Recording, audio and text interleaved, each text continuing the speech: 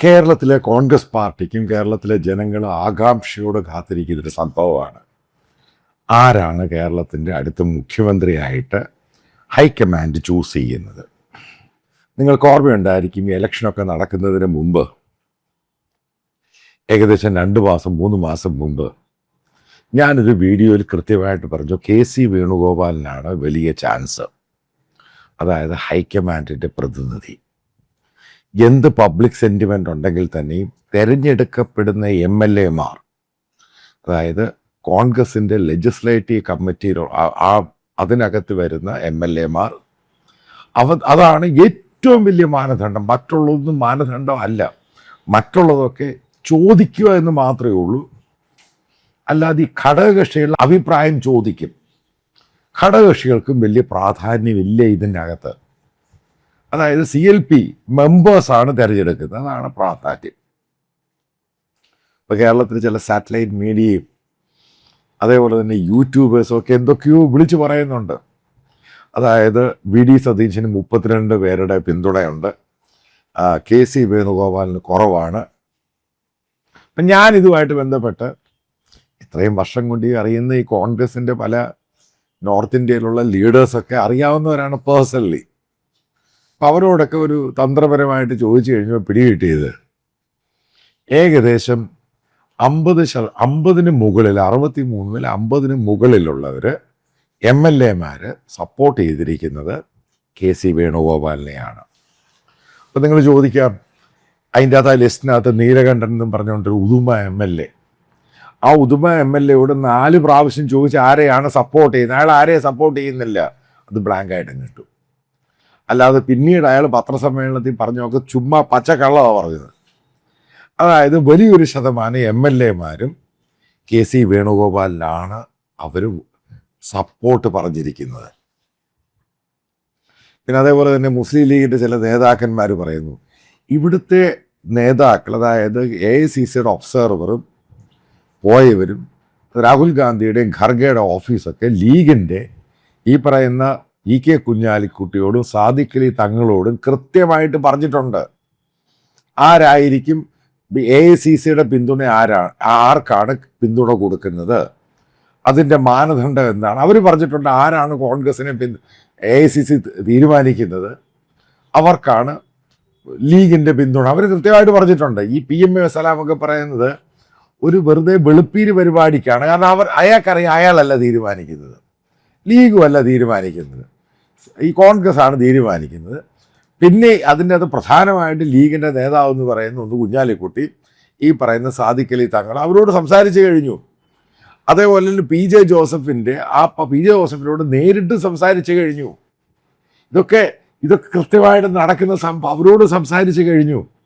അവരും പറഞ്ഞു ഈ പറയുന്ന CLP ആരാണ് AICC തീരുമാനിക്കുന്നത്, ഹൈക്കമാൻഡ് ആരെ തീരുമാനിക്കില്ല, അവരെ പിന്തുണയ്ക്കുക, അവർക്ക് പ്രത്യേകിച്ച് അഭിപ്രായമൊന്നുമില്ല. പക്ഷെ അവർ പറഞ്ഞു പബ്ലിക് ഒപ്പീനിയൻ ഇങ്ങനെയാണ്.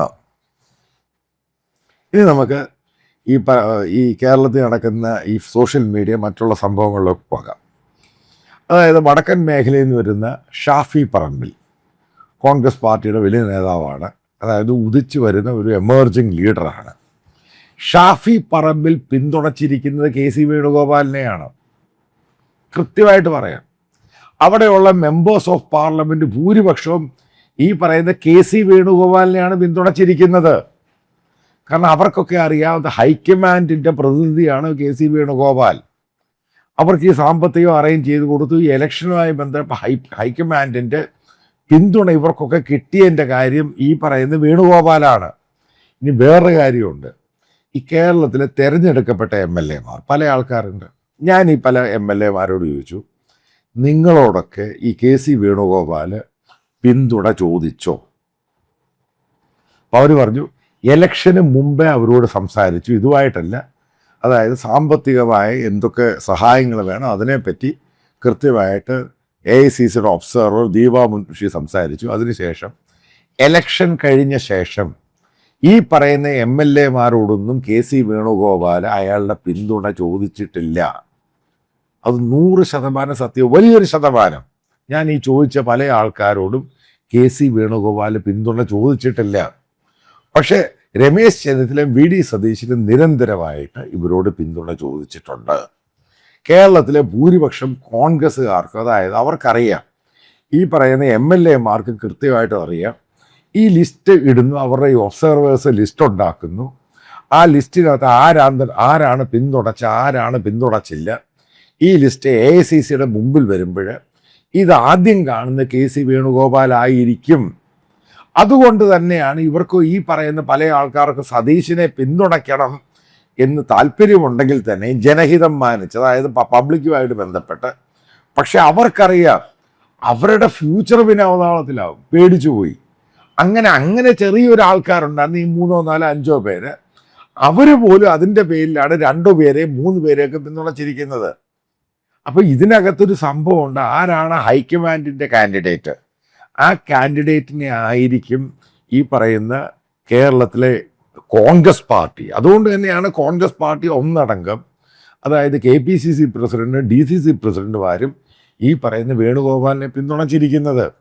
അപ്പം ഇതെല്ലാം കൂടെ മാറ്റിവെച്ചിട്ട്, അതായത് MLA-മാരുടെ പിന്തുണ മാറ്റിവെക്കുക, അതേപോലെ KPCC, അതായത് പാർട്ടി നേതാക്കന്മാർ, KPCC പ്രസിഡന്റ്, DCC പ്രസിഡന്റ്, അവരുടെ പിന്തുണ മാറ്റിവെക്കുക, അത് കഴിഞ്ഞ് അവിടെയുള്ള സീനിയർ നേതാക്കൾ അവരുടെ പിന്തുണ മാറ്റിവെക്കുക. സോഷ്യൽ മീഡിയയിൽ കൂടെ വന്ന സംഭവമാണ്, അല്ലെങ്കിൽ പ്രതിഷേധവും ഫ്ലക്സ് അടിച്ചവരാണ്, അതുകൊണ്ടാണ് ഞങ്ങൾ കൊടുക്കുന്നത് എന്ന് പറഞ്ഞു കഴിഞ്ഞാൽ പിന്നെ കോൺഗ്രസ് പാർട്ടിക്ക് വെയിറ്റേജ് ഇല്ലാതായി പോകും. പിന്നെ കോൺഗ്രസ് പാർട്ടി സോഷ്യൽ മീഡിയയുടെ പുറകെ പോകുമോ? ഇതെന്ന് പറയുന്ന കോൺഗ്രസ് പാർട്ടിയല്ല, BJP ഒക്കെ ഇങ്ങനെയാണ് തീരുമാനിക്കുന്നത്. സോഷ്യൽ മീഡിയ കാൻഡിഡേറ്റ്സിനെ ഒന്നും ഒരു മുഖ്യമന്ത്രിയായിട്ടൊന്നും തീരുമാനിക്കുന്നില്ല. രണ്ടാമത്തെ കാര്യം എന്ന് പറയുന്നത്, ഈ ഹൈക്കമാൻഡും ഈ രാഹുൽ ഗാന്ധിയുടെ ഫാമിലിയുമായിട്ട് ബന്ധമുള്ളവർ, അതിന് ഈ പഞ്ചാബ് തന്നെ എടുക്കുക, അമരീന്ദർ സിംഗ്, ഈ പറയുന്ന രാഹുൽ ഗാന്ധിക്ക് താല്പര്യത്തിൻ്റെ പേരിൽ തന്നെയാണ് അദ്ദേഹം മുഖ്യമന്ത്രി ആവുന്നത്. അല്ലാതെ AICC അയാളെ തീരുമാനിച്ചിട്ടില്ലായിരുന്നു, ഹൈക്കമാൻഡിൻ്റെ പ്രതിനിധി അല്ലായിരുന്നു. അയാൾ മുഖ്യമന്ത്രിയായി കുറച്ച് കഴിഞ്ഞപ്പം അവിടെ തീരുമാനം എടുക്കേണ്ടി വന്നു, അയാൾ BJP-യിലോട്ട് പോയി.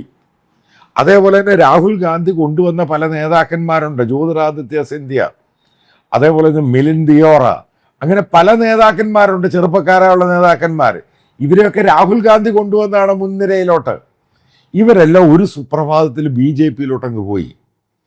അതിനുശേഷമാണ് കോൺഗ്രസ് ഹൈക്കമാൻഡിൻ്റെ തീരുമാനം വന്നത്, ഈ രാഹുൽ ഗാന്ധി തീരുമാനിക്കുന്ന രീതിയിലോട്ട് കാര്യങ്ങൾ പോകണ്ട, ഭൂരിപക്ഷവും ആ ഫാമിലിയുമായിട്ട് ബന്ധം വേണം, അപ്പം അങ്ങനെയുള്ളവരെ മാത്രം തീരുമാനിച്ചാൽ മതി, അല്ലെങ്കിൽ നാളെ ഇങ്ങോട്ട് തിരിച്ചു മാറിപ്പോയി എന്ത് ചെയ്യും? ഇതൊക്കെ വലിയ ഘടകങ്ങളായിട്ട് മാറിയിട്ടുണ്ട്. പണ്ട് രാഹുൽ ഗാന്ധി അങ്ങ് തീരുമാനിക്കുമായിരുന്നു. കേരളത്തിൽ നേരത്തെ നിയമസഭാ ഇലക്ഷനിൽ പല 5 6 സീറ്റുകളിൽ രാഹുൽ ഗാന്ധി അങ്ങ് തീരുമാനിച്ചു പലയിടത്തും ആരാണ് സീറ്റിൽ മത്സരിക്കേണ്ടത്, ഇമെയിൽ അയച്ചും അതേ രീതിയിലൊക്കെ. ആ പരിപാടികളൊക്കെ അങ്ങ് നിർത്തി. അതുകൊണ്ട് തന്നെയാണ് കോൺഗ്രസിൻ്റെ CLP, അതായത് കോൺഗ്രസ് ലെജിസ്ലേറ്റീവ് പാർട്ടി, അതിനകത്ത് ആർക്ക് ഭൂരിപക്ഷം കിട്ടുന്നു, അതേപോലെ തന്നെ പാർട്ടിയിൽ ആർക്കാണ് ഏറ്റവും ഈ പറയുന്ന സോഷ്യൽ മീഡിയ അല്ല, പ്രതിഷേധമല്ല, ഫ്ലക്സ് അല്ല, പാർട്ടിക്കകത്ത് ആ നേതാക്കന്മാർ ആരൊക്കെ പിന്തുണയ്ക്കുന്നു അവരെ പിന്തുണയ്ക്കുക. ഞാൻ അറിഞ്ഞിടത്തോളം AK ആൻ്റണി ഈ പറഞ്ഞ ഒരാളെയും പിന്തുണച്ചിട്ടില്ല. അദ്ദേഹം പറഞ്ഞിരിക്കുന്ന ഹൈക്കമാൻഡ് എന്ത് തീരുമാനം എടുക്കുന്നു ആ തീരുമാനത്തിന് യോജിച്ചു നിൽക്കുന്നു. VM സുധീരൻ VD സതീശനെ പിന്തുണച്ചിട്ടുണ്ട്. PJ കുര്യൻ നേരത്തെ രമേശ് ചെന്നിത്തലയാണ് പിന്തുണച്ചത്. പിന്നീട് അദ്ദേഹം ആ പിന്തുണ KC വേണുഗോപാലിൻ്റെ അടുത്തോട്ട് പോയി. ഇതിൽ പല സംഭവം ഉണ്ടായിട്ടുണ്ട്. കാരണം ഹൈക്കമാൻഡിൻ്റെ ഒരു പ്രതിനിധിയെ ആർക്കാണ് MLA-മാരിൽ ഭൂരിപക്ഷം കിട്ടുന്ന ഒരാളെ തള്ളിപ്പറയാൻ വലിയ പാടാണ്. കാരണം നടക്കില്ല എന്നറിയാം, പിന്നെന്തിനാ ശത്രുതയാവുന്നത്? ഇത് തന്നെയാണ് CLP-ക്കകത്തും ഉണ്ടായത്, ഇത് തന്നെയാണ് കോൺഗ്രസ് പാർട്ടിയിലും ഉണ്ടായത്. അല്ലാതെ ബാക്കിയൊക്കെ പറയുന്നതിൻ്റെ അകത്ത് യാതൊരു അർത്ഥവുമില്ല. സതീശൻ എത്രമാത്രം തുള്ളിയാലും സതീശൻ കേരളത്തിലെ മുഖ്യമന്ത്രി ആവത്തില്ല. സതീശൻ കിടന്ന് വലിയ ബഹളമുണ്ടാക്കി മന്ത്രിയാകുന്നില്ല എന്ന് വെച്ച് കഴിഞ്ഞാൽ സതീശനെ ഈ പാർട്ടി ഒതുക്കും. അല്ലാതെ ഈ കോൺഗ്രസ് പാർട്ടിയുടെ ആ രീതി മനസ്സിലാക്കുക. അതുകൊണ്ടാണ് നാഷണൽ ജേർണലിസം ചെയ്യുന്നവർക്ക് കൃത്യമായിട്ടറിയാം, എത്ര കിടന്ന് സോഷ്യൽ മീഡിയ തിളച്ചു മറിഞ്ഞാലും അവർക്ക് അവരുടെ ഒരു തീരുമാനമുണ്ട്. ആ തീരുമാനം എന്ന് പറഞ്ഞാൽ ലെജിസ്ലേറ്റീവ് പാർട്ടിയുമായി ബന്ധപ്പെട്ട് തന്നെയാണ് അല്ലാതെ വേറെ മാനദണ്ഡം ഒരു നോക്കത്തിന് പബ്ലിക് ചില ആൾക്കാരോടൊക്കെ ചോദിക്കും. അത്രമാത്രമല്ല, ലീഗിനൊന്നും ഇതിൻ്റെ യാതൊരു റോളുമില്ല. ലീഗിന് എന്ത് റോൾ എടുക്കാൻ പറ്റും? അത് കോൺഗ്രസ് പാർട്ടിയുടെ തീരുമാനമാണ്, അവരെടുക്കുന്നു, ലീഗ് അതിനെ പിന്താങ്ങുന്നു, അതേ ഉള്ളൂ. ലീഗിന് അഭിപ്രായം പറയാം, ഇത്ര മാത്രമേ നടക്കത്തുള്ളൂ. എത്ര കിടന്ന് തുള്ളിയാലും വി.ഡി. സതീശൻ കേരളത്തിലെ മുഖ്യമന്ത്രി ആവത്തില്ല. അതായത് ഭൂരിപക്ഷം എന്ന് പറയുന്ന കെ.സി. വേണുഗോപാലിൻ്റെ കൂടെ തന്നെയാണ്. അയാൾ തന്നെയായിരിക്കും അടുത്ത കേരളത്തിൻ്റെ മുഖ്യമന്ത്രി എന്ന കാര്യത്തിൽ യാതൊരു തർക്കവുമില്ല.